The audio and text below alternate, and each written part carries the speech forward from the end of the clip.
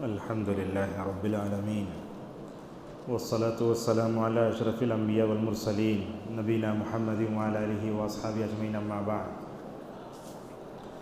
قال الله تعالى: أعوذ بالله من الشيطان الرجيم فكلا أخذنا بذنبه وقال تعالى فأخذهم الله بذنوبهم. آج کے درس میں انشاءاللہ دو چیزیں آپ کے سامنے ہیں.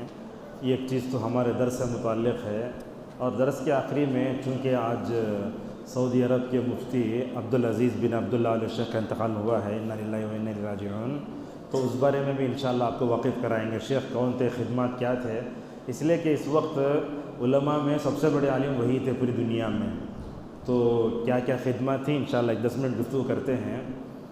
اور شاید اگر آپ لوگ حال کے اختتام کے موقع پر نگران جو ہے نا ان کو کہہ کر اگر غائبانہ نماز جنازہ بھی اگر اہتمام کر لیں انشاءاللہ بہت اچھا ہوگا انشاءاللہ.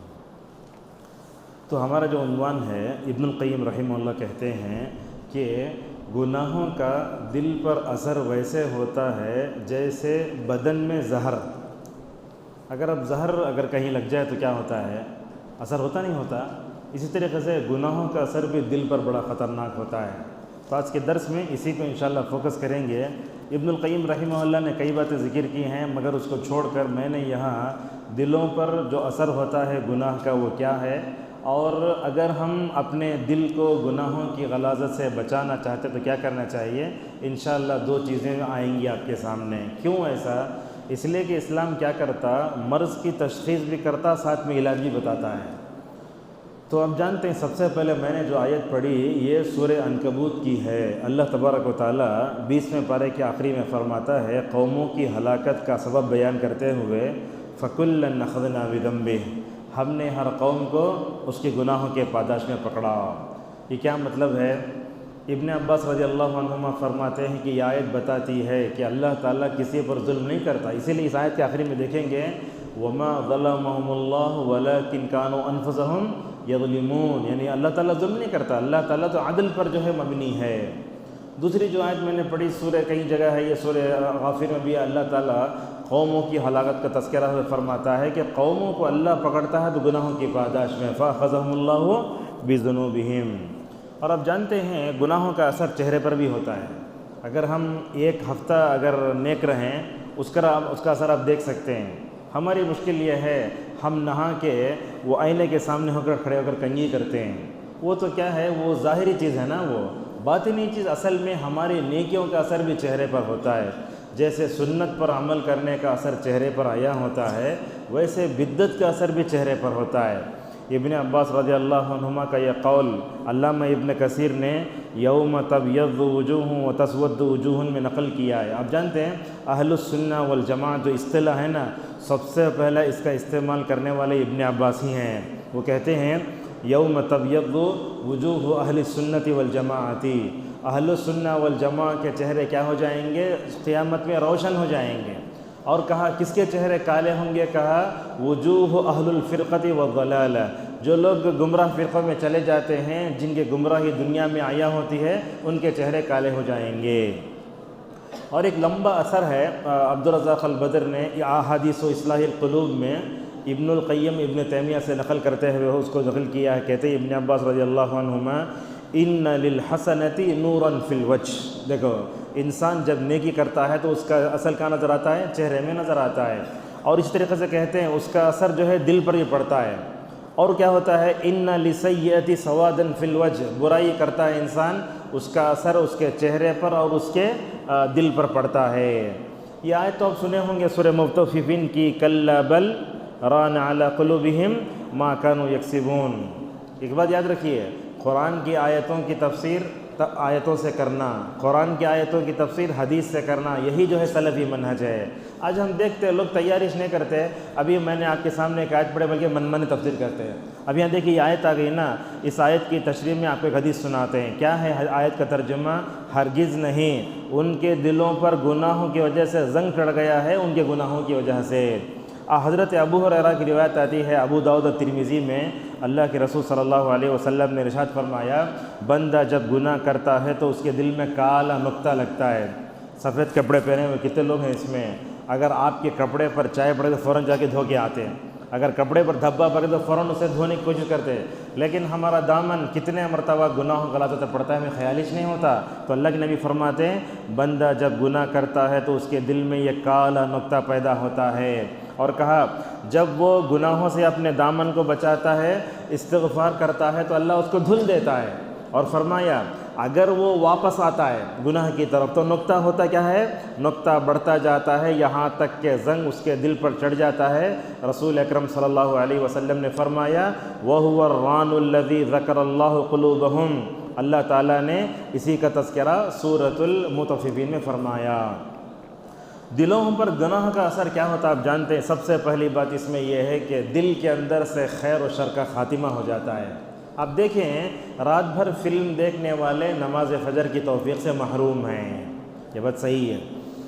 اسی طریقے سے آپ دیکھتے ہیں رسول اکرم صلی اللہ علیہ وسلم نے دلوں پر فتنے کا جو اثر ہوتا نا اس کو پیش کرتے ہوئے ایسے فرمایا، کہا تعرض الفتن علی القلوب کالحصیر عودا عودا، الفاظ پر غور کیجیے، اللہ کے نبی کیا فرماتے ہیں، فتنے دلوں پر ایسے پیش کیے جائیں گے جیسے حصیر کی کاڑیاں۔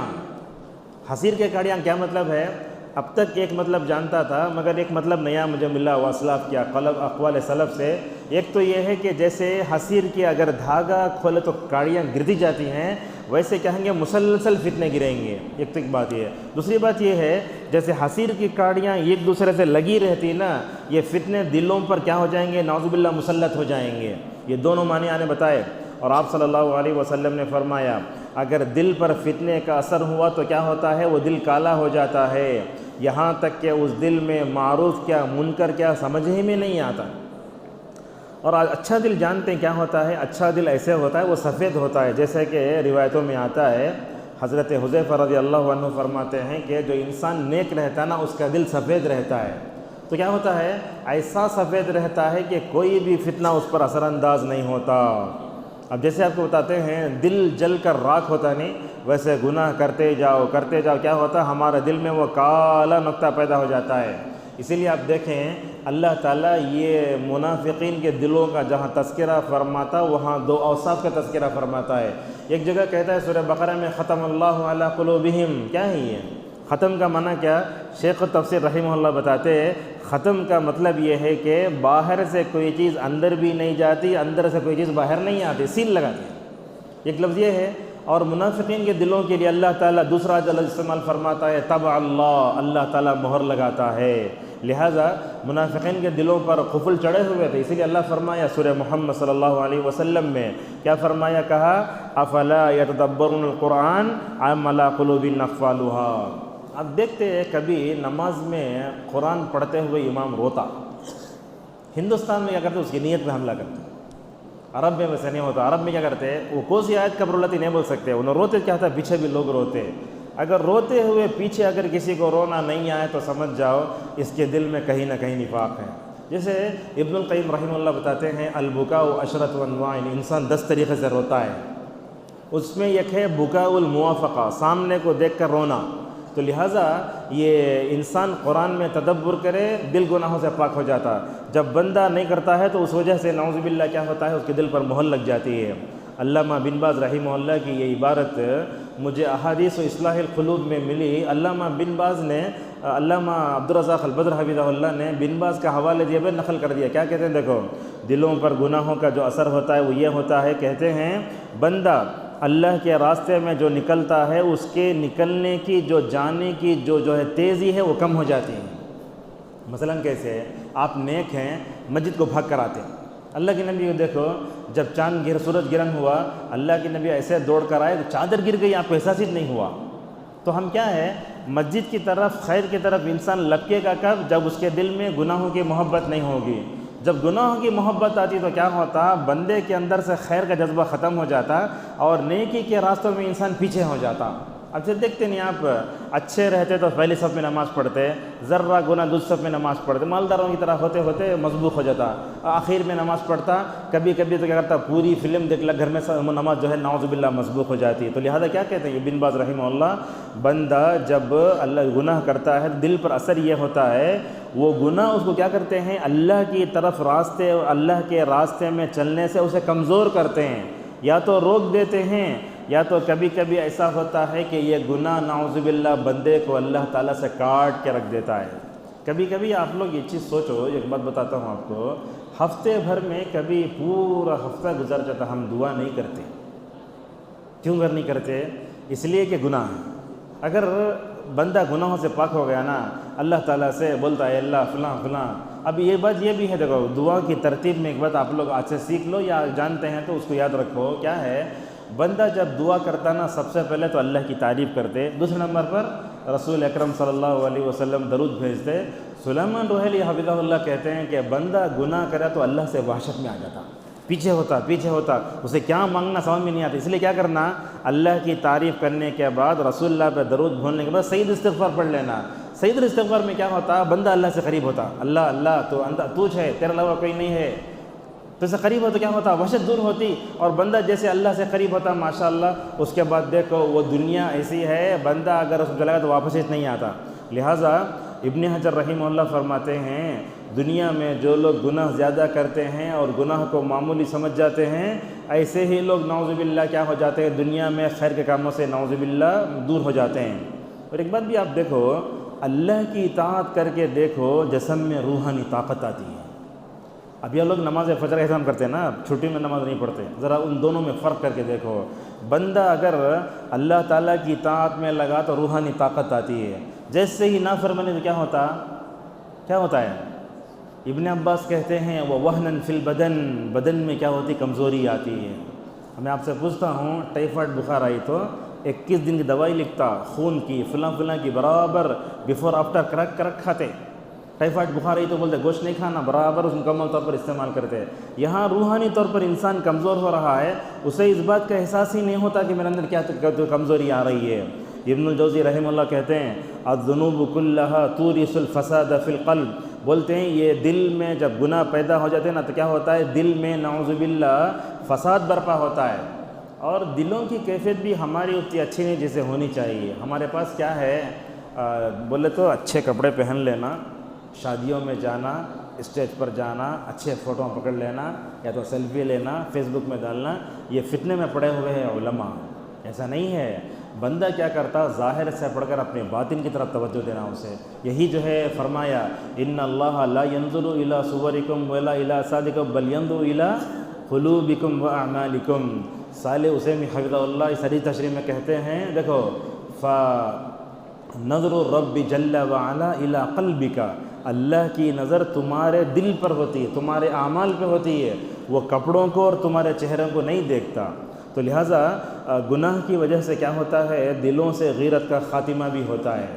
اب مثلاً کیسے گھروں میں ماحول دیکھتے ہیں آپ، بڑے بڑے اسکرین لگائے رہتے ہیں، ماں باپ، بیٹیاں، بیٹے، شادی شدہ، غیر شادی شدہ، نواسے، پوتے، سب مل کر سیریل دیکھ رہے ہیں، گانا ہو رہا سب مل کر دیکھ رہے ہیں۔ اسی کو دیکھ کر ایک محاورہ یاد آتا ہے، ایک حمام میں سب ننگے۔ تو ایسا ہوتا ہے نا، دلوں سے غیرت کا وہ خاتمہ ہی ہو جاتا ہے۔ عبداللہ بن مبارک رحمہ اللہ کا اشعار آپ کو معلوم ہے، وہ کہتے ہیں رأیت الذنوب تمید القلوب، میں نے دیکھا گناہوں کو، گناہ جیسے کیا ہوتا ہے، گناہوں کی وجہ سے نعوذ باللہ دل مردہ ہو جاتا ہے۔ خطبہ سنتے آپ، سامعین کتنے قسم کے ہوتے ہیں، کتنے قسم کے ہوتے ہیں؟ آپ کے سامنے جو سامعین بیٹھتے ہیں کئی قسم کے ہوتے ہیں۔ کچھ لوگ جیسے کہا گیا آدمی اپنے گناہ جیسے پسینے میں ڈوبا ہوا ہو ویسے یہاں ہوتا ہے، کچھ لوگ 80% کے ہوتے ہیں، کچھ لوگ 60% کے ہوتے ہیں، کچھ لوگ تو پہلے سے سونے کی نیت کر لگاتے۔ اچھا کیا کرنا، آرام سے نہا لینا، وہ اس کے نیچے بیٹھ جانا، کس کے نیچے، فین کے نیچے۔ اور بعض لوگ تو اتنا سوتے ہیں نماز میں کھڑ نہیں پاتے۔ نفاق ہے۔ ایسا کرنے والے منافقین ہیں، ان کو جائزہ لینا چاہیے اپنی جو ہے جمعہ کا۔ تو دل مردہ ہو جاتا ہے۔ کہتے ہیں علماء یہ بات بھی، جب گناہ دل میں جاتے ہیں نا تو کیا ہوتا، سب سے پہلے اس میں کالا نقطہ پڑتا، مگر کالے نقطے کا علاج ڈاکٹر کے پاس نہیں ہے۔ جو کارڈیالوجی کا ڈاکٹر ہوتا انہیں وہ آپ کا کالا نقطہ دور نہیں کر سکتا۔ وہ کالا نقطہ دور کب ہوگا، وہ دور کرے گا تو آپ کا استغفار، وہ دور کرے گا تو آپ کی توبہ۔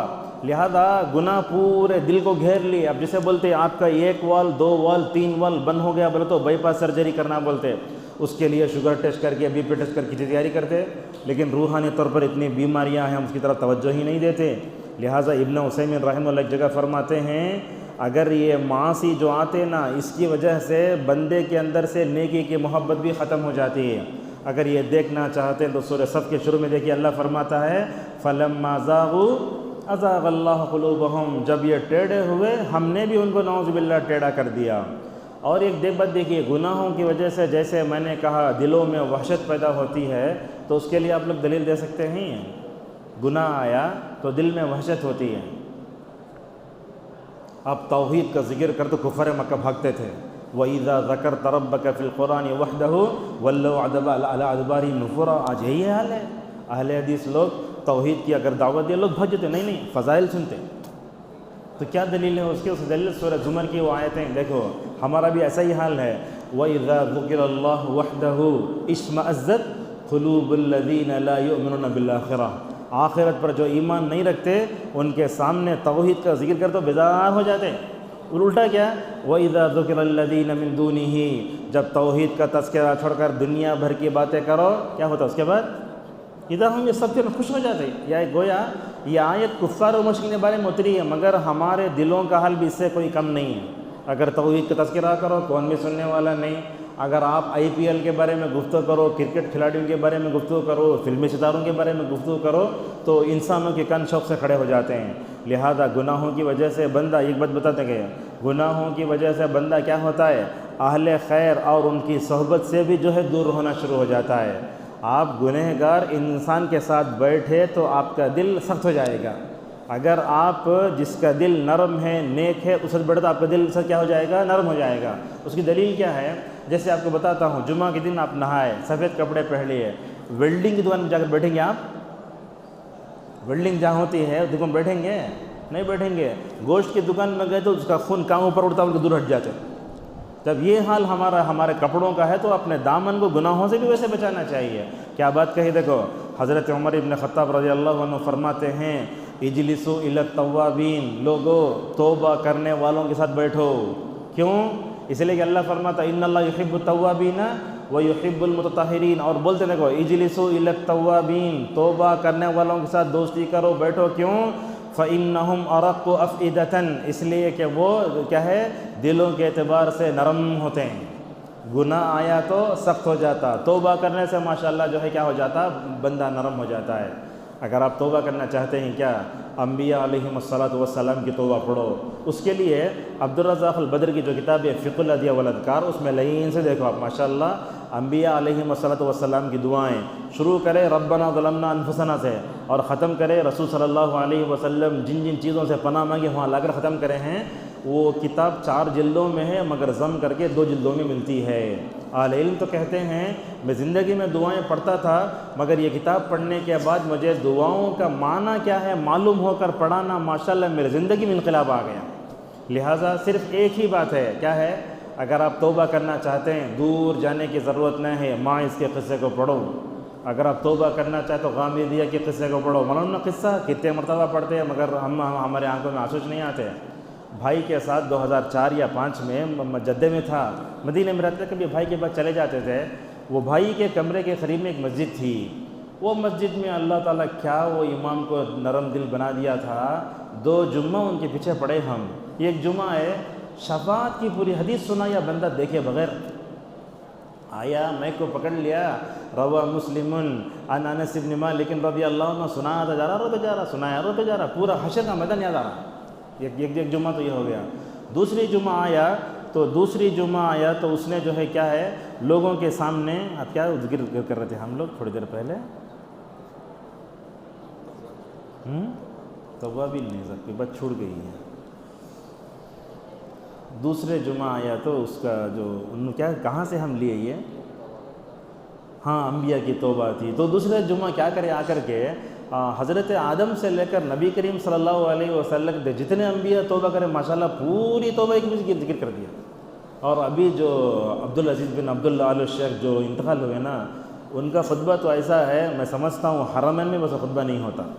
توبے کے بارے میں خطبہ دیتے ہوئے ایک مطلب بول رہے ہیں انہوں، اللہ تعالیٰ نے کن لوگوں پر توبہ پیش کیا ہے وہ تو ذکر کرتے ہیں، الا الذین تابوا الا الذین تابوا، یہ الگ انداز ہے یہ۔ لہٰذا سمجھ میں آتا ہے کہ ہم توبہ کرنے والوں سے بیٹھیں، لہٰذا ہم کو کیا کرنا، توبہ غامدیہ وغیرہ کی بار بار سنتے رہنا. اور ایک عربی میں کتاب ہے دموع التائبین، توبہ کرنے والے کے آنسوں. جو لوگ رو کر توبہ کرے اس میں قصے ہیں، وہ قصے پڑھ کر بھی الحمدللہ ہم اپنے نفس کا تزکیہ کر سکتے ہیں. تو گناہوں کی جیسے اور کیا آپ کو معلوم ہے، گناہوں کی وجہ سے بندے کے دل میں اللہ کی تعظیم ختم ہو جاتی ہے. آج نوجوانوں کا حال دیکھو، ان کے سامنے قرآن ڈالا جائے تو بولتے لا تسمعوا لهذا القرآن والغوا فيه لعلكم تغلبون. جیسا معاملہ ہے، گانے ڈالو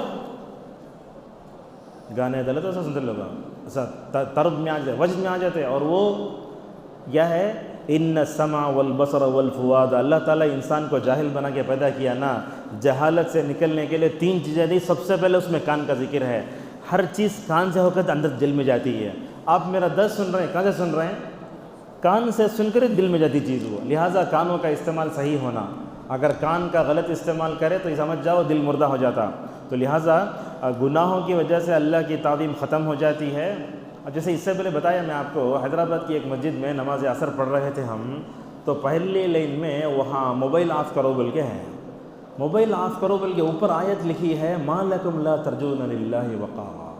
دونوں میں کیا تعلق ہے بتانا یہ چاہتے ہیں. آپ مسجد میں آنا، اللہ کی تعظیم کرو. کیا ہو گیا ہے تمہیں، تمہارے اندر اللہ کی تعظیم ہی نہیں ہے. فون جو کھلا رکھتا ہے وہ مسجد کی توہین کرتا ہے، اللہ کی تعظیم اس کے دل میں نہیں ہے. یاد رکھو، یہ سوشل میڈیا سے ہمارے دلوں میں کیا ہوا، اللہ کی تعظیم ختم ہوئی تو نعوذ باللہ گناہوں پر بندے کو جرأت آ جاتی ہے. کیسے کیسے واقعات بولوں، مسجد میں بیٹھ کر مجھے دل نہیں ہوتا. ایسے واقعات ہیں ائمہ کے، فلاں کے. رسول صلی اللہ علیہ وسلم نے ائمہ کے لیے ہدایت کی دعا فرمائی. کہا اللہم ارشد الائمۃ واغفر للمؤذنین. صحیح حدیث ہے، اے اللہ اماموں کو ہدایت دے. تو کیوں؟ اگر امام ہدایت یافتہ تو پورے لوگ کیا ہو جاتے ہیں، ہدایت یافتہ ہو جاتے ہیں. آپ نے مؤذنین کے لیے مغفرت کی دعا فرمائی. اگر وہ کبھی وقت سے پہلے اذان دیا اللہ تو اسے معاف کر دے. تو کیا آج ہمارے ائمہ ہدایت یافتہ ہیں کیا؟ نہیں ہے. اسی وجہ سے زبان میں تاثیر بھی نہیں، اور ممبر و محراب سے جو کام ہونا چاہیے وہ نہیں ہو رہا ہے. اور ایک دیکھیں گے آپ، گناہوں کی وجہ سے بندہ کیا کر، اللہ تعالیٰ کیا کرتا ہے، دلوں کو ایسے ہی چھوڑ دیتا ہے. آپ دیکھتے ہیں یہودیوں کو کیا کیا گناہ تھا، گناہوں میں آپ کے سامنے جرائم تو بھرے ہوئے تھے. اتنے جرائم کہ اللہ غصہ ہو گیا ان پر. سورہ مائدہ میں اللہ کا اسلوب کیا فرماتا ہے، اولئک الذین لم یرید اللہ ان یطہر قلوبہم. ایسے ہیں یہودی کمینے، اللہ تعالیٰ نے ان کے دلوں کو پاک کرنے کا ارادہ بھی نہیں فرمایا. اگر کمی اس آیت کا مصداق ہوگا تو کیا ہوگا ہمارا حال. اس وقت مجھے وہ واقعہ یاد آتا ہے، ذرا ہلکا اشارہ کرتا ہوں. ایک نوجوان جو ہے زنا کی اجازت لینے کے لیے آپ کے پاس آیا تھا، جانتے نا وہ، اس میں اللہ کے رسول صلی اللہ علیہ وسلم نے اس کے سر پر ہاتھ رکھ کر دعا دی تھی، اللہم اغفر ذنبہ وطہر قلبہ. دیکھو دلوں کو پاک، اور کیا ہے، اور اس رہا وحسن فرجہ، دیکھو، اور شرمگاہ کی حفاظت دی. دیکھو تو اللہ کے نبی دلوں کی پاکی کی دعا کیوں کریں؟ اس لیے کہ گناہوں کی غلاظت جب دل میں ہوتی ہے تو سارے جو ہے ہمارے اعضاء اللہ تعالیٰ کی نافرمانی میں چلے جاتے ہیں. جب ہم دل کو گناہوں سے پاک کر لیتے ہیں نا، ماشاءاللہ سارے اعضاء اللہ کی اطاعت میں لگ جاتے ہیں. اور آپ ایک چیز سمجھتے ہیں، آپ گناہوں سے بچنے کے لیے سب سے اچھی چیز قیام اللیل. اگر بندہ پڑھ لیا گناہوں سے یقیناً بچ جائے گا. کیسے بچے گا؟ حسن بصری رحمہ اللہ کہتے ہیں، دیکھو جو اعضاء رات کے آخری حصے میں اللہ کے سامنے جھکتے ہیں، دیکھو یہاں جو جملہ، یہ ٹرننگ پوائنٹ ہے ان کے قول کا، اللہ تعالیٰ ایسے لوگوں کو دن کے اجالے میں جو ہے کیا کرتا ہے، اعضاء کو اللہ کی نافرمانی سے بچا لیتا ہے. ہم چونکہ اس کا اہتمام نہیں کرتے اس لیے گناہ میں پڑ جاتے ہیں. اور دیکھیں آپ دلوں پر جیسے وعظ کا اثر کم ہوتا ہے. جیسے میں نے کہا صحابہ کے دل کیسے تھے، بڑے پاک دل تھے. حضرت عبداللہ بن مسعود رضی اللہ تعالیٰ عنہ کا یہ قول کئی جگہ نقل کیا ہے. کہا دنیا میں اللہ تعالیٰ نے دیکھا، کہا سب سے اچھا دل کس کا تھا، رسول اللہ صلی اللہ علیہ وسلم کا تھا. اس کے بعد کس کا تھا، صحابہ اکرام کا تھا. صحابہ کے دل کیسے تھے، وعظ ہوتا، نصیحت ہوتی، خبر کا تذکرہ ہوتا تو حدیث میں آیا زج المسلمون زجتاً، پورے صحابہ دھاڑے مار مار کے ہوتے تھے. ایسا حال تھا. بلکہ عرباد ابن ساریہ رضی اللہ عنہ کی حدیث میں کیا آیا، اللہ کے نبی صلی اللہ علیہ وسلم نے نصیحت فرمائی، گویا ہم نے اس نصیحت کو آخر نصیحت سمجھا. اس میں کیا تھا، دیکھو صحابہ کے دلوں میں کیفیت اور اللہ کے نبی صلی اللہ علیہ وسلم کے خطاب کا اثر. کہا وجلت منها القلوب وذرفت منها العیون. اللہ کے نبی خطاب فرماتے، وعظ کرتے، نصیحت کیا ہوتا، بولتے، دلوں میں ڈر پیدا ہو جاتا، اور اس کے بعد جو ہے آنکھ جو ہے مکمل طور پر بے اختیار بہنے لگتی ہے. تو یہ قول آگے ذکر کرنے جا رہا ہوں میں. اس قول میں ہمارا دل کہاں ہے ذرا تلاش کیجیے.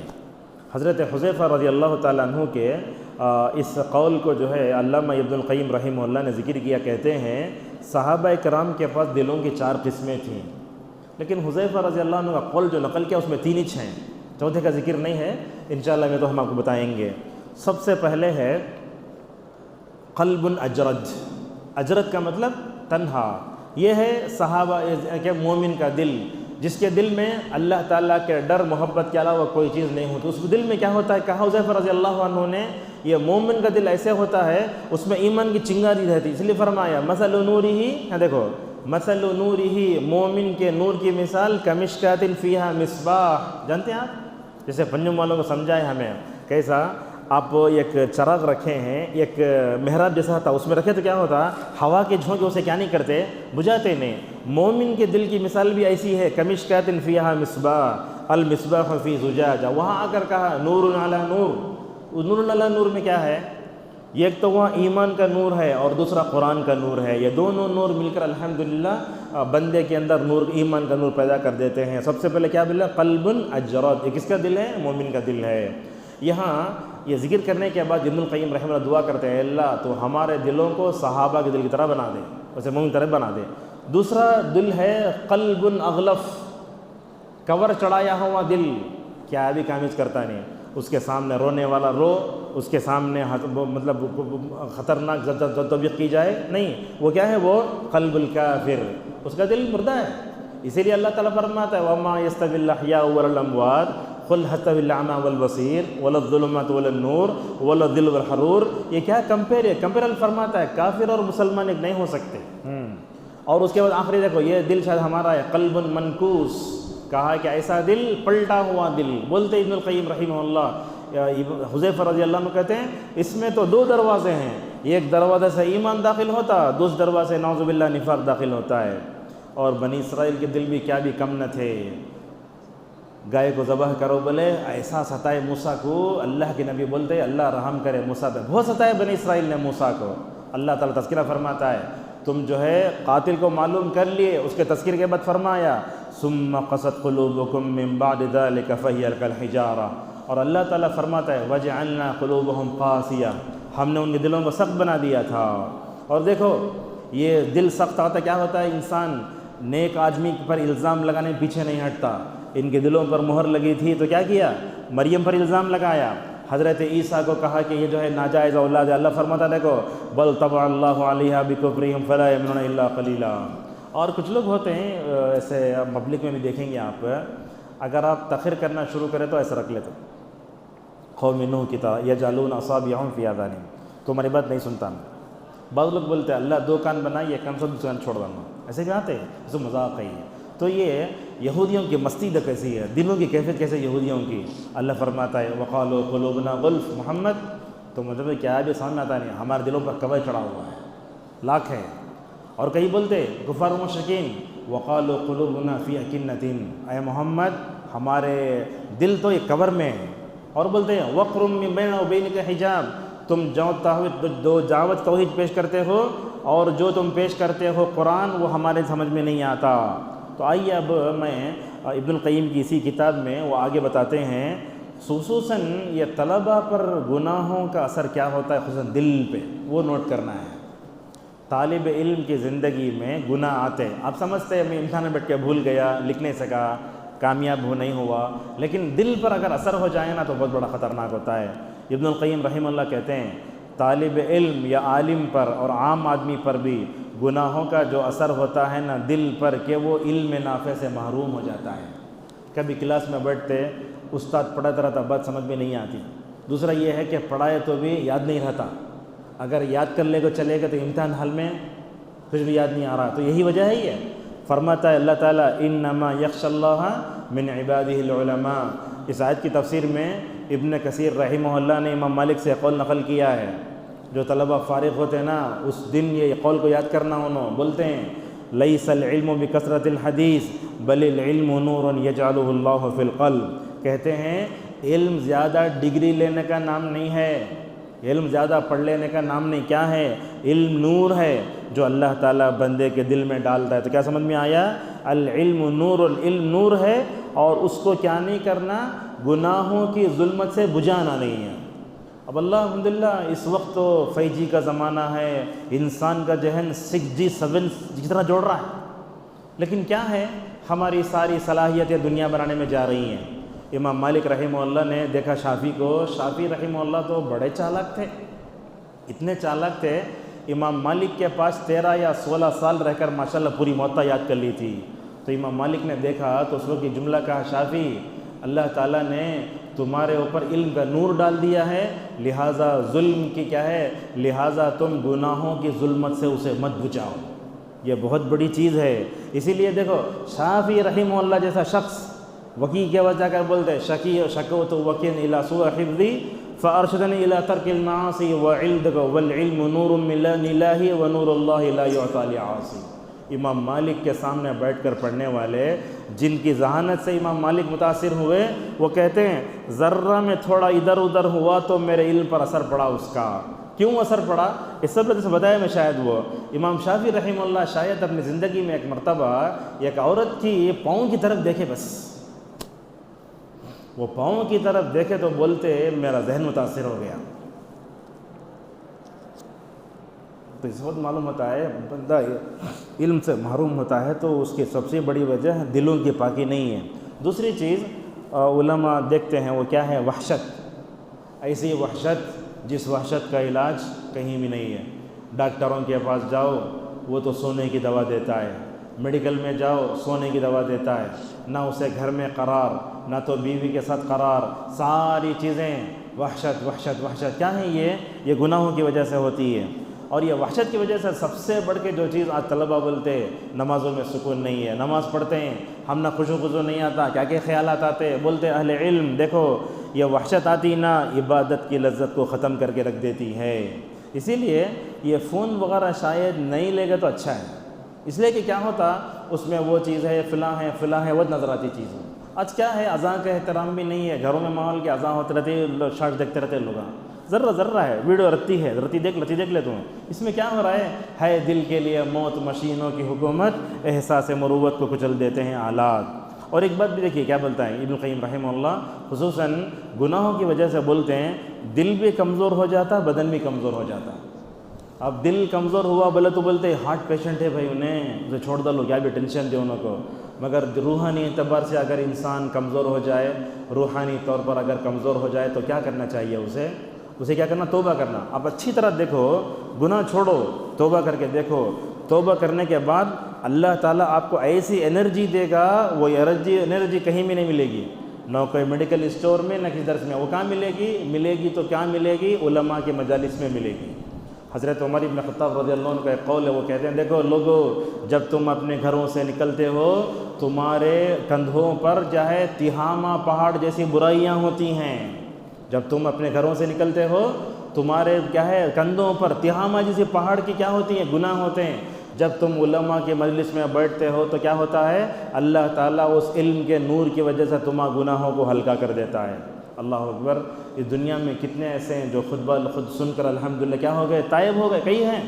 ابن الجوزی رحمہ اللہ کے بارے میں آتا ہے، ان کے پوتے بولتے میرے دادا رمضان میں ممبر پر کھڑے ہو کر بولے دیکھو ایسا، میں اس ہاتھ نے 2000 صفحات لکھے ہیں، پوتا بول رہا ہے، میرے دادا رمضان میں ممبر پر کھڑے ہو کر بولے اس ہاتھ نے 2000 صفحات لکھے ہیں، اور بولے میرے ہاتھ پر الحمدللہ 25,000 لوگوں نے توبہ کی ہے۔ یہ سب معمولی نہیں ہے، یہ بہت اچھی بات ہے۔ اور اسی طریقے سے تیسری بات کیا ہوتی ہے؟ گناہوں پر دل کا اثر کیا ہوتا ہے؟ گناہ سے گناہ پیدا ہوتا ہے۔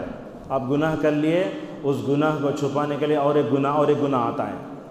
مثال کے طور پر طلبہ سے کہا گیا فون مت رکھو، فون رکھ لیے دوسرے کا فون، وہ یہ کیا ہے؟ یہ گناہ پر گناہ پیدا ہوتے ہیں، اور روحانی کمزوری اور گناہوں کی قباحت بھی نکل جاتی ہے۔ اور سب سے بڑا اور ایک نقصان ہوتا ہے گناہوں کا دل پر اثر ہوتا ہے۔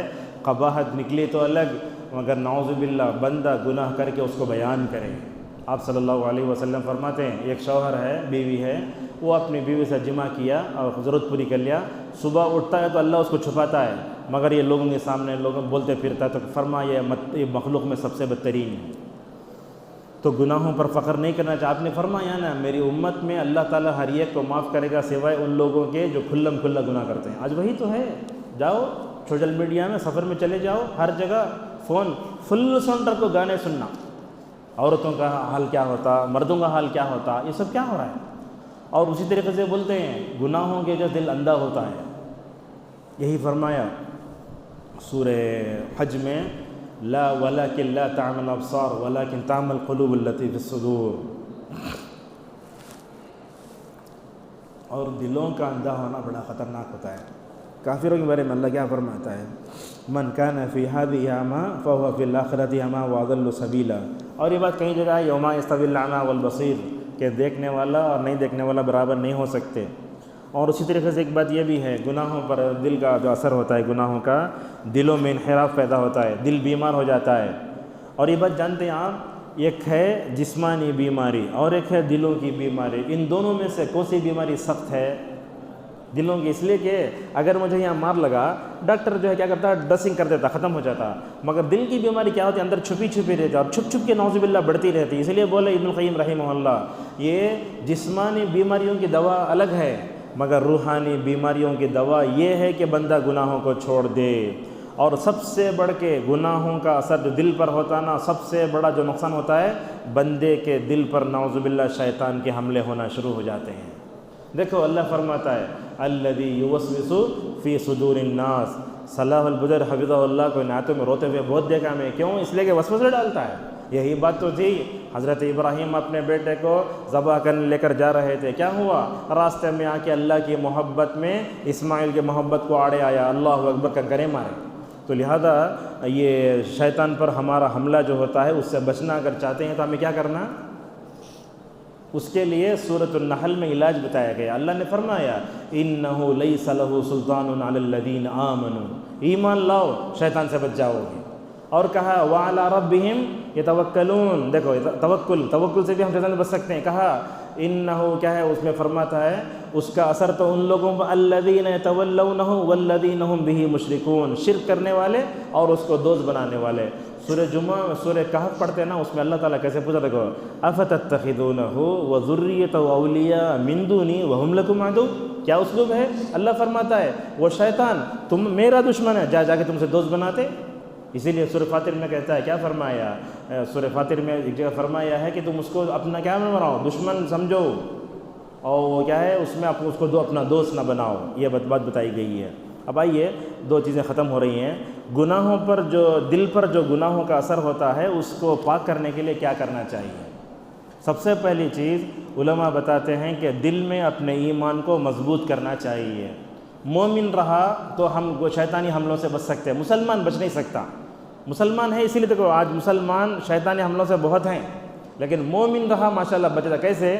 جندب رضی اللہ عنہ کہتے ہیں کہ رسول اکرم صلی اللہ علیہ وسلم نے ہمیں سب سے پہلے ایمان سکھایا، بعد میں قرآن سکھایا، تو ہمارے ایمان میں اضافہ ہوا۔ ترتیب سمجھ گئے؟ پہلے کیا ہے؟ ایمان، اس کے بعد قرآن، ترتیب کیا ہے؟ ماشاءاللہ ایمان میں اضافہ ہو جاتا۔ اگر ہم ایسی لائے پہلے قرآن پڑھا کے بعد میں ایمان سکھا تو نہیں ہوتا۔ اور روایت ہے حاکم میں کہ حضرت عبداللہ بن عمر رضی اللہ عنہ فرماتے ہیں میں نے خود دیکھا اپنے زمانے کے لوگوں نے اس نبوی ترتیب کو الٹ دیا ہے۔ لہٰذا دوسری چیز یہ ہے کہ اللہ تعالیٰ کی پاکیزہ محبت کو اپنے دل میں بسانا۔ آپ جانتے ہیں ترمذی کی روایت ہے، رسول اکرم صلی اللہ علیہ وسلم فرماتے ہیں میں نے اپنے رب کی انگلیوں کی ٹھنڈک کو میں نے اپنے دل میں محسوس کیا۔ روایت صحیح ہے۔ اللہ کے رسول صلی اللہ علیہ وسلم قیام کر رہے ہیں، اللہ تعالیٰ کو دیکھ رہے ہیں۔ اللہ کے نبی فرماتے میں نے اپنے اللہ کی انگلیوں کی ٹھنڈک کو میں نے اپنے سینے میں محسوس کیا۔ اس موقع پر کئی دعا رسول اکرم صلی اللہ علیہ وسلم کو سکھائی گئیں۔ لہٰذا ہمارے دل میں اللہ کی محبت ہونا، اس آیت پر سے کتنے مرتبہ گزرتے والذین آمنوا اشد حبا للہ، مگر نہیں ہے محبت۔ اچھا، اللہ کی محبت اگر پاکیزہ دل میں ہے تو گندی محبتیں نکل جاتی ہیں۔ اب ہمارا مسئلہ یہ ہے کہ ہمارے دل میں اللہ کی محبت ہے، اس لیے غلط محبتیں نعوذ باللہ آ جاتی ہیں۔ ابن القیم رحمہ اللہ کہتے ہیں القلب انما خلق لاجل حب اللہ تعالی، القلب انما خلق لاجل حب اللہ تعالی، دل کو اللہ تعالیٰ نے اس لیے پیدا کیا ہے تاکہ اس میں اللہ کی محبت ڈالی جائے۔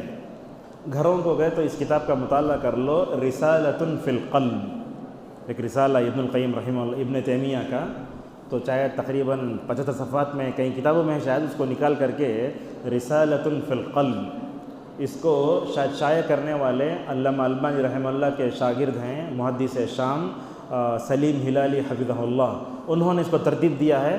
اگر یہ رسالہ ملتا ہے تو ماشاءاللہ پڑھنے کے لائق ہے۔ تو کیا سمجھ میں آیا؟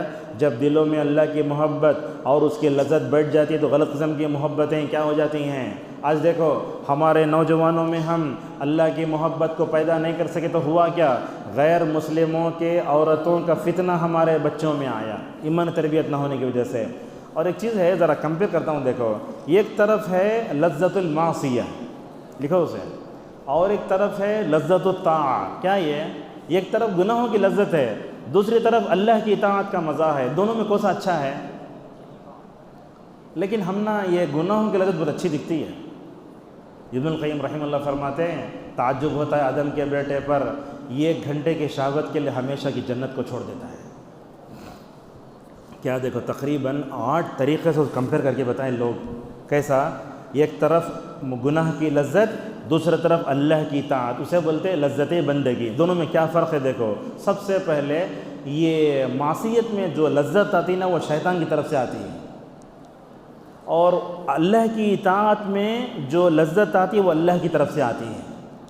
اب سوتے رہے نماز فجر میں، شیطان بولتا ذرا سو، ہو گیا 5:20 میں جماعت، 6 بجے ہوشیار ہوئے ہیں، یہ شیطان کی طرف سے ہوتا ہے۔ دوسری چیز یاد رکھو، یہ معصیت میں جو لذت ہے نا وہ اصل میں کڑوی ہے، ہم نہ اچھی دکھتی ہے، مگر لذت بندگی میٹھی ہوتی۔ جیسے میں نے کہا اللہ کی اطاعت میں مزہ ایسے ہے، نماز سے پہلے بھی سوچتا، اس میں رہ کر بھی سوچتا، اور نماز کے بعد بھی ماشاءاللہ بندہ لذت کو محسوس کرتا ہے۔ تیسری چیز ہے معصیت کی جو لذت ہے وہ عارضی ہوتی ہے۔ کب تک آپ دیکھیں گے گانے، کب تک دیکھیں گے فلم؟ کتنی لمبی ہوگی فلم؟ زیادہ دیکھے تو 3 گھنٹے کی ہوگی، اس کے بعد حسرتیں۔ اس میں کیا ہوتا ہے، وہ معصیت کی جو لذت ہے وہ عارضی ہوتی ہے، مگر لذت بندگی ملتی نا وہ دائمی ہوتی ہے۔ اور سب سے بڑھ کے آپ طلباء کو آج کے زمانے میں شیطان خالی کھانے پینے میں الجھا کے رکھ دیا ہے۔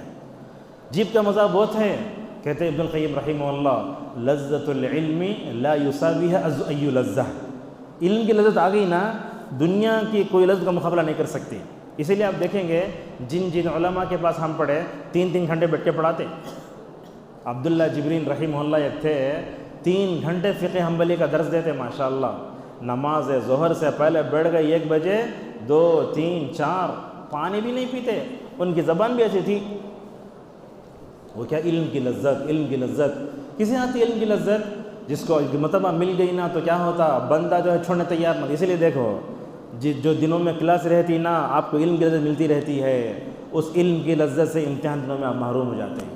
اور کیا ہے، اگر علم کی لذت اگر مل گئی نا چھٹی اس کے لیے عذاب بن جاتی ہے، اسی لیے علم سے محروم ہو گیا۔ چوتھی چیز ہے اللہ تعالیٰ کی جو معصیت میں لذت ہے نا وہ آگے چل کر حسرت اور ندامت بنتی ہے۔ اب مثال کے طور پر رات بھر فلم دیکھے، بندہ سوچتا نماز فجر پڑھوں گا میں، جیسے ہی نماز فجر کے لیے بیٹھا خالی دماغ میں حسرت آتی، ندامت آتی، کاش یہ اگر گزری ہوئی تاریکی راتیں اللہ کی اطاعت میں گزارتا کتنا اچھا ہوتا۔ اس میں دیکھو اللہ کی اطاعت میں کیا ہوتا، اللہ کی اطاعت میں گزارا ہوا وقت انسان کے لیے مزہ دیتا ہے۔ اس کی مثال کیسے دیکھو، رمضان کیا بہترین انقلابی مہینہ ہوتا ہے، جیسے ہی شوال آتا مومن رونے لگتا ہے۔ ابن رجب حنبلی رحمہ اللہ فرماتے ہیں میں نے کیسے ایسے مومنوں کو دیکھا رمضان زیادہ رونے لگتے ہیں۔ ایک وقت کا واقعہ ہے، سعود الشریم حفظہ اللہ رمضان کے آخری جمعہ میں خطبہ دے رہے ہیں، حالت احرام میں ہوں، آہستہ آہستہ حرم کے قریب ہو رہا ہوں۔ اب اس میں انہوں یوسف علیہ السلام کا تذکرہ کرتے ہیں، مجھے سمجھ میں نہیں آیا سعود الشریم رمضان کے آخری عشرے میں یوسف علیہ السلام تذکرہ کیوں کرے۔ بعد میں دیکھا تو معلوم ہوتے ہیں رمضان جاتے ہوئے آدمی ویسے مایوس ہوتا ہے جیسے یوسف کے گم ہونے پر یعقوب علیہ السلام مایوس ہو گئے، ایسا ماشاءاللہ وہ مشبہ بھی لا کر بتانا چاہتے تھے۔ اور ایک بات بھی ہے وہ کیا ہے، معصیت جو ہوتی نا اس سے سینہ تنگ ہوتا ہے۔ اللہ نے فرمایا یجعل صدرہ ضیقا حرجا کانما یصعد فی السماء، آپ گناہ کرو وہیں بیٹھے رہو، کیا کہ سینہ دل دبائے جیسا ہے، پریشانی ہے، تنگ ہوتا ہے، اور جب گناہ کرو نیکی کرو اللہ اکبر دل کشادہ رہتا ہے۔ آپ نے فرمایا مومن وہ ہوتا ہے جس کی نیکی اسے خوش کر دے، اور اس طریقے سے اللہ کی معصیت میں دل کالا ہوتا ہے، اللہ کی طاعت میں دل سفید ہو جاتا ہے۔ اور ایک بات بھی آپ دیکھیں، ایک مثال دیتا ہوں، ایک آدمی شادی شدہ ہے، اپنی بیوی سے جمع کرتا ہے، یہ کیا ہے؟ عبادت ہے، یہ سکون ملتا ہے اسے، کیوں؟ اس لیے کہ حلال طریقے سے اس نے اپنی ضرورت پوری کی۔ مگر اگر کوئی اجنبی عورت سے پورا کیا، حسرت پریشانی۔ تو کیا سمجھ میں آیا؟ اگر بندہ حلال طریقے سے دنیا میں رہا، اللہ اس کی زندگی کیا کرتا ہے؟ سکون سے بھرتا ہے۔ اگر گناہ میں رہے تو پریشانی آتا ہے۔ اور ایک بات دونوں میں کیا ہے؟ معصیت کی جو لذت ہے اس کا علاج نہیں ہے، اور اللہ تعالیٰ کی جو عبادت ہوتی ہے اس میں الحمدللہ مکمل طور پر جو ہے ہمارے لیے علاج ہے۔ اور ایک بھی دیکھو کیا بولتے ہیں دونوں میں، اور ایک معصیت جو ہوتی ہے روح کو تکلیف دیتی ہے، اسی لیے آپ دیکھیں گے لہا ما کسبت وعلیہا مکتسبت، یہاں شیخ التفسیر رحمہ اللہ نقطہ بتاتے ہیں، کیسا ہے؟ لہا ما کسبت وعلیہا مکتسبت، افتعال میں کون سی خاصیت ہے؟ تکلف کی ہے۔ وہاں اللہ نے اکتسبت کہا، مطلب یہ ہوا کہ بندہ کیا کرتا؟ تکلف میں پڑے گناہ کرتا ہے، اسی لیے اللہ نے کہا لہا ما کسبت علیہا مکتسبت۔ تو اسی لیے اسی طریقے سے وہ اور ایک چیز ہے، وہ اپنے دلوں میں جو گناہ ہوتے ہیں وہ دل کو گناہوں سے پاک کرنے کے لیے کیا کرنا؟ قرآن کی تلاوت کرنا چاہیے تدبر سے۔ طفیل بن عمر دوسی کا واقعہ پڑھے؟ نہیں پڑھے؟ ہاں، عمر رضی اللہ عنہ کا واقعہ تو آج ہی پڑھا ہے درسانی میں۔ آ کو مارے انہوں، ایسا مارے خون آ گیا، فاطمہ بنت خطاب رضی اللہ عنہ کو قرآن دو بولے نہیں دیتے، یہ بولے تو کیا کرے؟ فاطمہ نے کہا لا یمسہ الا الطاہر، باقی آدمی چھونا اسے۔ اس کے بعد انہوں نہانے گئے، نہانے جانے کے بعد قرآن لیے، بولے بہت اچھا ہے قرآن لیے۔ خباب بن رضی اللہ عنہ چھپ کر یہ سارا ماجرا سن رہے تھے، سامنے آ کو بولے عمر اصل میں رسول صلی اللہ علیہ وسلم کو یہ دعا کرتے ہوئے سنا، اے اللہ یا تو ابو جہل کو ہدایت دے تو دونوں کو ہدایت دے۔ ترمذی میں آتا حضرت عمر رضی اللہ عنہ اللہ کے نبی کو بہت پسند تھے، یہ خباب بن ارد کی زبانی یہ دعا سننا تھا، بولے چلو میں جاتا ہوں عمر کے اللہ کے نبی کے پاس جاتا ہوں۔ تلوار لیتے ہوئے گئے تو اللہ کے نبی کے بعد حمزہ بیٹھے ہیں، اور سارے دشمن کو صحابہ اکرام پورے حبشہ میں ہیں، تو بولے دیکھو تلوار لے کر آئے۔ حضرت حمزہ رضی اللہ عنہ باڑی کٹتے کہا اے یا رسول اللہ، اگر وہ خیر کے ارادے سے آئے تو ہم ان کا استقبال کرتے ہیں، اگر وہ کہتے بھی گردن مارے تو انشاءاللہ ہم بھی گردن مار دیں گے۔ بعد میں ماشاءاللہ داخل ہوئے، رسول اکرم صلی اللہ علیہ وسلم کے سامنے ماشاءاللہ اسلام قبول کر لیا۔ یہ گناہوں کا سورۃ طٰہٰ کا اثر تھا حضرت فاطمہ بنت خطاب کی زندگی پر، حضرت سعید بن زید کی زندگی پر، اور ان دونوں کو پڑھانے والے خباب بن رضی اللہ عنہ، جن کی پیٹھ دیکھ کر حضرت عمر رضی اللہ عنہ رو پڑے تھے۔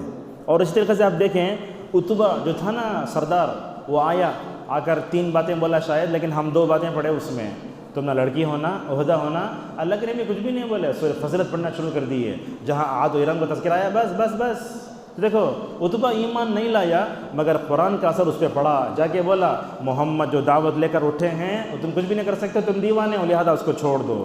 اب وہ سنتے ہی کفار مکہ بولے سحرک محمد نے اس پر کیا کر دیا ہے؟ جادو کر دیا ہے۔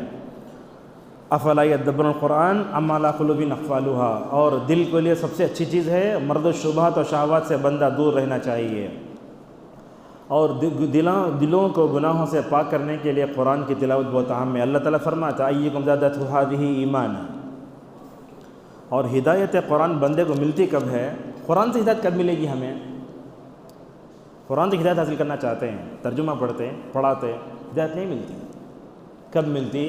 اللہ تعالیٰ سورہ مومن فرماتا ہے مستکبرین بہ سامرا تہجرون، آگے افلم یدبروا القول۔ عبدالرزاق البدر ماشاءاللہ دونوں آیتوں کو جوڑ کر ایک بات بتاتے، یاد رکھو اگر تم تدبر قرآن چاہتے ہو تو سب سے پہلے اپنے دلوں کو تکبر سے پاک کرو۔ تکبر ہوگا تدبر قرآن نہیں آئے گا، تکبر چھوڑو گے تدبر قرآن مکمل طور پر آئے گا۔ اور اسی طریقے سے ابن القیم رحمہ اللہ کی بات یہ بتاتے ہیں ان فی ذلک لذکری لمن کان لہ قلب او القى السمع وهو شہید۔ اس آیت کی تفسیر میں ابن القیم رحمہ اللہ نے بتایا لوگوں کی 3 قسمیں ہوتی ہیں، ایک آدمی وہ ہے جس کا دل مردہ ہے، اس کا آیت میں کوئی حصہ ہی نہیں ہے، دوسرا ایک آدمی ہے دل زندہ ہے مگر سنتا نہیں ہے، طلبہ بھی ایسے ہیں، ایک آدمی ہے کچھ بھی نہیں دل مردہ، کیا بولے تو سمجھ میں آتا نہیں، دوسرا ہے دل زندہ ہے مگر سنتا نہیں، تیسرا کیا ہے دل زندہ ہے ساتھ میں سنتا بھی ہے۔ کہا ایسے انسان پر یہ الحمدللہ مکمل طور پر اثر پڑتا ہے۔ اور اسی طریقے سے ہمیں اپنے گناہوں کو، اپنے دلوں کو گناہوں سے پاک کرنے کے لیے انبیاء کی سیرت پڑھنا. کیسے؟ اللہ تعالیٰ نے کیا فرمایا ابراہیم علیہ السلام کے بارے میں؟ کیا کہا؟ اذ جاء ربہ بقلب سلیم. اور ایک جگہ فرمایا الا من اتى اللہ بقلب سلیم. لہٰذا رسول صلی اللہ علیہ وسلم کی سیرت کے ساتھ ان کی سیرت ہی پڑھنا. اور رسول صلی اللہ علیہ وسلم کی ماشاء اللہ دل تو ایسے تھا ساری دنیا میں دل کسی نے دیکھا نہیں ہے، اور صحابہ جیسا دل. اور خصوصاً آج کے زمانے میں ہم دیکھتے ہیں صحابہ کرام کے بارے میں غلط باتیں پیدا کی جا رہی ہیں. اللہ نے کیا فرمایا؟ وَلَا تَجْعَلْ فِي قُلُوبِنَا غِلًّا لِلَّذِينَ آمَنُوا رَبَّنَا إِنَّكَ رَءُوفٌ رَحِيمٌ. دعاؤں کا اہتمام ہمیشہ اللہم انی اسألک قلبا سلیما ولسانا ذاکرا بار بار پڑھو. یا مقلب القلوب یا ثبت قلوب. اور یہ دعا ہمیشہ پڑھو ربنا لا تزغ قلوبنا بعد اذ ہدیتنا. اے اللہ ہدایت دینے اور ہمارے دلوں کو ٹیڑھا نہ کر. اور آخری چیز ہے نیک لوگوں سے دوستی. اگر آپ دل نرم ہے بیٹھے دل پر اثر ہوتا، اگر آپ برے آدمی سے بیٹھے تو نعوذ باللہ کیا ہوتا ہے؟ دل پر برا اثر ہوتا ہے. ایک 10 منٹ میں ان کے بارے میں کچھ گفتگو کرتے ہیں مفتی مملکہ پہ. ایک بات یاد رکھیں آپ، علماء کا جو انتقال ہوتا نا یہ ایسا مطلب سانحہ ہے جس کا کوئی بدل نہیں ہے. اسی لیے آپ دیکھیں گے عام آدمی کا انتقال ہوا تو لوگ کیا بھی نہیں بولتے، مگر عالم کا انتقال ہوا تو یہ بولتے اللہ تعالیٰ امت کو ان کا نعم البدل عطا فرمائے. اچھا، قرآن میں علماء کی موت ہوتی بلکہ اشارہ بھی ہیں. 2 جگہ ہے، ایک سورہ رعد میں اور دوسرا سورہ انبیاء میں. اللہ فرماتا ہے ننقصها من اطرافها. اس آیت کی تفسیر میں ابن عباس کہتے ہیں کہ وہ موت العلماء، علماء کی موت ہے. اور حدیث بھی ہے اللہ تعالیٰ علماء کو نہیں اٹھاتا، علماء کو اٹھاتا ہے. اور اس وقت مجھے ایوب سختیانی رحمہ اللہ کا ایک قول یاد آتا، وہ کہتے ہیں جب میں اہل السنہ والجماعہ کے جو ہے علماء میں سے کسی کی موت کے بارے میں سنتا ہوں ایسے معلوم ہوتا ہے کہ گویا میرے جسم کے عضو کو میں نے کھو دیا ہے. اب کیا تھے؟ اب ان کے بارے میں نے سرچ کرنا شروع کیا تو ویب سائٹ پر ایک ویب سائٹ ہے ملتقى اہل الحدیث. اس میں شیخ کے بارے میں کچھ چیزیں مجھے ملی. انشاءاللہ آنے والے دنوں میں شاید لوگ لکھیں گے بھی پڑھیں گے بھی، لیکن جو ملی اس کو بتاتا ہوں میں آپ کو. یہ کیا ہے؟ ان کا تعلق جو ہے محمد ابن عبد الوہاب رحمہ اللہ کے خاندان سے تھا. نسب بھی آپ کے سامنے پڑھ کے سنا دیتے ہیں. کیا ہے نسب ان کا؟ عبدالعزیز بن عبداللہ بن محمد بن عبد اللطیف بن عبد الرحمن ابن حسن ابن شیخ ابن محمد عبد الوہاب رحمہ اللہ تعالی. یہ دنیا کا علماء کے اعتبار سے بہت بڑا خاندان ہے. آپ دیکھتے ہیں دنیا میں کئی لوگ آگے چلے گئے، ابو جہل مرا، ابو لہب مرا، نام نہیں ہے. کیا بولتے ہیں؟ اللہ فرماتا ہے سورہ زخرف میں وَجَعَلَهَا كَلِمَةً بَاقِيَةً فِي عَقِبِهِ لَعَلَّهُمْ يَرْجِعُونَ. کلمہ باقی سے مراد کیا ہے؟ کلمہ شہادت ہے. بولتے ہیں صالح حسین حفظہ اللہ تعالیٰ توحید کی وجہ سے نسلوں کی حفاظت کرتا ہے. آج سے 200 سال پہلے عرب کی سرزمین میں محمد عبد الوہاب رحمہ اللہ پیدا ہوئے. وہ توحید کا وہ درخت لگایا نا، اصلها ثابت وفرعها فی السماء. آج تک توحید کی جو برکتیں وہ انہی کی وجہ سے ہیں. اور یہ بات جانتے ہیں یہ محمد عبد الوہاب رحمہ اللہ جس خاندان سے تھے وہ خاندان ہے بنو تمیم. بنو تمیم کی رسول اکرم صلی اللہ علیہ وسلم نے کئی موقع پر تعریف فرمائی. آپ نے کہا یہ بنو تمیم کے بارے میں آپ نے ایک جملہ ارشاد فرمایا، کہا بنو تمیم ہم اشد امتی علی الدجال.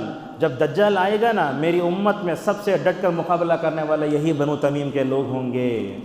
اور اللہ تعالیٰ توحید کی نسلوں کی حفاظت کرتا ہے. پیدائش کب ہے؟ مکے میں پیدا ہوئے ہیں 1360 پر 2. 1360 پر 2 کو پیدا ہو کر 1440 پر 7 میں مرے تو عمر ہوتی ہے 85. اور اللہ تعالیٰ عرب میں ماشاءاللہ عمریں بڑی بڑی رکھتا ہے. 80 5 90 100 تک جاتے ہیں ماشاءاللہ. 8 سال کی عمر میں حفظ کیے ہیں تو 10 سال میں حافظ بن گئے. شاید بچپن ہی میں باپ کا انتقال ہو گیا تو اس کے بعد انہوں نے محمد ابن ابراہیم مفتی دیار سعودیہ کے پاس جو ہے 3 کتابیں پڑھی. دیکھو تربیت کا انداز کیسے ہوتا ہے.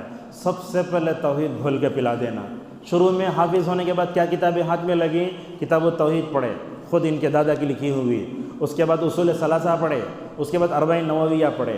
اور الحمدللہ یہ تو ایسے ہیں علامہ بن باز رحمہ اللہ کے بعد بھی پڑھے ہیں. جب میں نے دیکھا تو کہا بن باز رحمہ اللہ کے بعد علم الفرائض پڑھے ہیں. اس کے بعد میں نے دیکھا تو اس میں لکھا ہے لائسنس بھی لیے. لائسنس بولے تو کیا بولتے ہیں؟ BA کی ڈگری لیے. اور جامعۃ الامام کے تابع کئی جگہ پڑھائے، ام القرآن میں پڑھائے. 1407 میں کبار علماء میں سے مکمل طور پر ان کو یہ کیا گیا، معین کیا گیا. اور اس کے بعد خطبہ بھی دیتے تھے. بچپن میں مجھے یاد ہے جب ہم چھوٹے تھے نا والد صاحب اذاعۃ القرآن یہ ہوتا تھا، ریڈیو اسٹیشن آتا تھا. اس میں برابر ہم نماز پڑھ کو آئے تو جمعہ کے دن کھانے کے وقت 3 بجے کریکٹ خطبہ آتا تھا. وہ تو خطبہ بچپن سے ان کی آواز ہمارے لیے مانوس ہے. اور الجامع الکبیر ایک جگہ ہے، وہاں الحمدللہ انہوں نے 1402 سے خطبہ دینا شروع کیا، کئی سال تک خطبہ دیتے رہے۔ اور یہ دیکھو، یہ مسجد نمیرہ میں 1402 سے الحمدللہ عرفے کا خطبہ دیا، اور تقریباً شاید 2015 تک دیتے رہے۔ شاید ایسے معلوم ہوتا ہے عرفے کے خطبے کی لمبی مدت تک دینے والا 35 سال۔ علامہ بن باز رحمہ اللہ مفتی ہیں مگر یہ خطبہ دیتے ہیں، بڑی اونچی آواز کے مالک، شاید اگر کرنٹ بھی نہ تو الحمدللہ آواز پہنچ جائے گی۔ اور اسی طریقے سے ان کی صفات میں ایک بات لکھی ہے علماء نے، ہمیشہ چھوٹے سے زاہدانہ زندگی، تقوی، اخلاص۔ اور ایک بات ہے، آپ جانتے ہیں جہاں علماء حکام مل کر رہتے ہیں الحمدللہ وہاں امن و امان رہتا ہے۔ سہل بن عبداللہ تستری رحمہ اللہ کہتے ہیں 2 لوگ سدھر گئے ساری دنیا سدھر جاتی ہے، ایک تو عوام، ایک تو عالم اور دوسرا حاکم۔ یہ عالموں میں، حاکموں میں سعودی عرب میں جو مطلب اتحاد ہے نا، کہیں بھی نہیں دیکھ سکتے آپ۔ اگر کوئی بھی فیصلہ کرنا ہے بادشاہ کیا کرتا، بیچ میں ان کو بٹھاتا، ماشاءاللہ دو طرف سے پورے مکہ مدینہ کا امام بیٹھتے، الحمدللہ انہوں نے جو فیصلہ کہا تھا اسی پر مکمل طور پر کیا ہوتا ہے، فیصلہ ہوتا ہے۔ اور اسی طریقے سے ان کے اندر جذبہ کیا ہے، جذبہ یہ ہے کہ دنیا کے کونے کونے تک ماشاءاللہ مکمل طور پر کیا پہنچانا، علم پہنچانا۔ بولتے ہیں 1416 میں یہ نائب کیا بنے، مفتی بنے، اور علامہ بن باز رحمہ اللہ کا انتقال 1420 ہے، اس وقت ہم 7ویں جماعت میں ہیں۔ علامہ بن باز رحمہ اللہ کا انتقال ہوا، 1 مہینے کے بعد راہ دل میں مضمون آیا، پوشیدہ نہیں بعض کے احوال و مقامات۔ علامہ البانی رحمہ اللہ کے بارے میں مضمون لکھا ہے، بن باز کے بارے میں حافظ الرحمن صاحب حافظ اللہ رحمہ اللہ نے۔ اور اس وقت بنے سو الحمدللہ 1420 سے لے کر 1440 تک 27 سال ماشاءاللہ مفتی رہے ہیں، اور پورے مملکے کو سنبھالا نہیں، پورے علماء کو سنبھالا۔ اور وہاں کا جو فتویٰ ہوتا ہے نا ساری دنیا میں مکمل طور پر یہ ہوتا ہے۔ تو ایک علماء کو سنبھالنا کوئی آسان بات نہیں۔ اور میں نے جو دیکھا وہ الحمدللہ بڑے بڑے علماء کے یہ مناقش رہتے تھے، اندھے مناقش میں آتے تھے دکتور آ کے۔ اب جا کے دیکھو سعود الشریم دکتور جو بنے نا اسے مناقش یہی ہیں، اندھے بیٹھ کر کیا کریں گے۔ اور اللہ اکبر، دیکھا سعود الشریم جو مناقشہ ہوا، وہ صفحہ کھولو وہ صفحہ کھولو، بعض ایک آدمی بیٹھتا کھولو کھولو کھولو، اس کے بعد بولتا، اور جب مناقشہ ختم ہو گیا تو ماشاءاللہ شیخ الشریم کو بلا کر یہ بوسہ دیے ہیں۔ ابھی دیکھا میں، اور جو کچھ چھوڑ گیا وقت نہیں ملا مجھے، اور یہ بھی میں نے دیکھا ماہر معاقلے جو ہے حرم کے امام، ان کے رسالہ کے مناقشے کا رسالہ ماشاءاللہ انہوں نے ہی کیا ہے۔ اور میں ان کے خطبے میں ایک چیز سنا، اور ہمیشہ خطبہ سنتے تھے، امن کی قسمیں میں نے انہی کے اندر وہ سنی ہیں، ماشاءاللہ دروس دیتے تھے، شروحات بھی بہت ہیں، ان کے منتخب کی شرح بھی ہے، کتاب و توحید کی شرح بھی ہے، اور الحمدللہ بڑی حالات پہ نظر رہتی تھی، جہاں دیدہ تھے، تجربے کار تھے۔ اب ایک مصیبت دیکھو، آخری چیز ختم کرتے ہیں اس پہ، جو لوگ سعودیہ کے دشمن ہیں نا، انہیں کیا بولتے ہیں معلوم، اندھے آدمی کو مفتی بنا کر بٹھا کو حکم جو چاہے کرتے ہیں۔ استغفر اللہ، یہ بات اچھی نہیں نا، یہ کیسے بن باز کیسے تھے، اللہ اکبر، ان کے بعد اندھے چاہے، اندھے رہ کر ماشاءاللہ سارے علماء کو سنبھالنا کیا معمولی کام ہے، لہٰذا ایسی غلط باتیں نہیں کرنا چاہیے۔ اسی پر ہم درس کو کرتے ہیں۔ اللہ تعالیٰ سے ہماری دعا ہے اللہ تعالیٰ شیخ کے بال پر مغفرت فرمائے، کروٹ جنت نصیب فرمائے، انہوں نے جو علم چھوڑا ہے اللہ تبارک و تعالیٰ ان کے لیے ذخیرہ آخرت بنائے، اللہ تعالیٰ بلاج توحید کی حفاظت فرمائے، اور ان کا نعم البدل امت کو عطا فرمائے۔ وآمین، وآخر دعوانا الحمدللہ رب العالمین۔